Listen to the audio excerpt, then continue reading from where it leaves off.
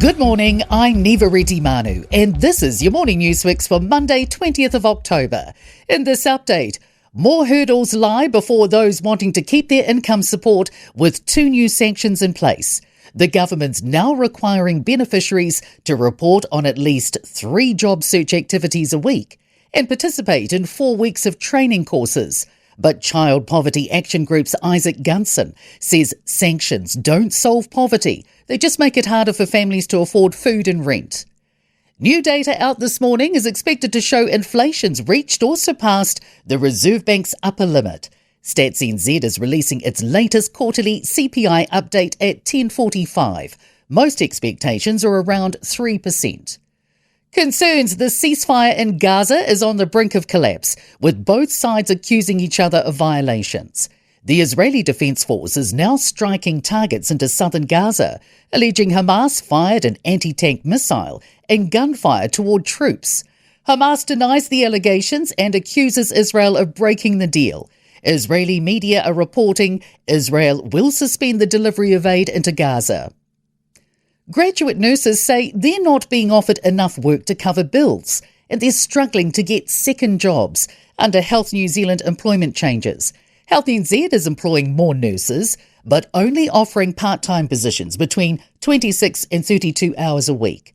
Health Minister Simeon Brown says he's been advised 32 hours or 80% of a full-time equivalent contract is considered full-time in nursing.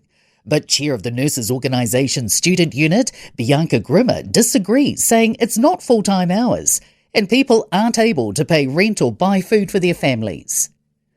The family of the late Virginia Giuffre has urged King Charles to strip Prince Andrew of his princeship. Giuffre's brother, Sky Roberts, commended King Charles but said there was more that he could do.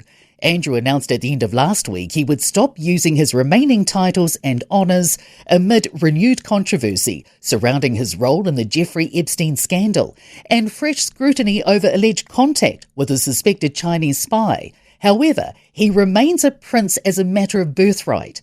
That could be changed only if a letters patent was issued by the king. An advocacy group is pushing the government for more clarity when it comes to sexual consent laws. The Consent Law Reform campaign is sending open letters to ministers later today.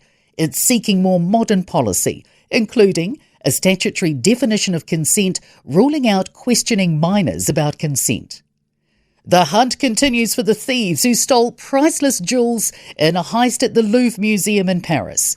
The world's most famous art gallery is closed after a group of thieves used a ladder and small chainsaws to enter the Apollo Gallery. They escaped on scooters with items of incalculable value. It happened about 9:30 in the morning, just as the museum had opened. In sport, coach Stacey Jones is lauding the Kiwis' defensive resilience in their 24-18 Pacific Championships League win over Toa Samoa. England have beaten India by 4 runs to guarantee the third semi-final place after posting 288 for 8 at the Women's 50-over Cricket World Cup. New Zealand and India will determine the 4th spot at the rain-afflicted tournament. Golfer Daniel Hillier has finished in a share of 9th, pocketing $147,000 at the European Tour's India Open.